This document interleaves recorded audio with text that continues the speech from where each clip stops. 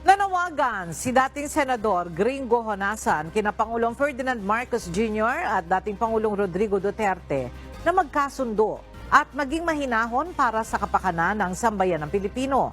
Sa isang video message, umapela ang dating senador sa dalawang pangulo at nakiusap na magkaroon ng isang executive meeting kasama sina dating Pangulong Gloria Macapagal Arroyo at ex-President Joseph Erap Estrada.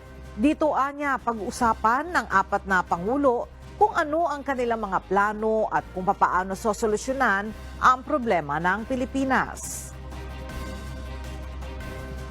I raise my voice to call for sobriety and calm between our two great leaders, President Bongbong Marcos and former President Rodrigo Duterte. We respectfully and humbly appeal to President Marcos Jr.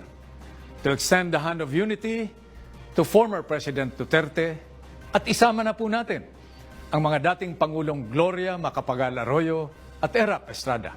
Four great leaders in one room, our most senior statesmen, away from the prying eyes of the media.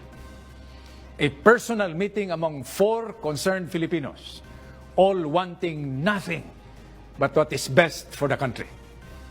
Napakaganda po nitong larawan na papawi sa pangamba at mabibigay ng inspirasyon sa ating mamamayan.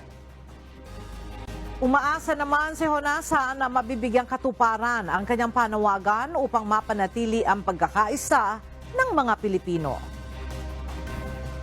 Sana ay mapakinggan at mapagbigyan ang ating hiling. We are better off united than divided.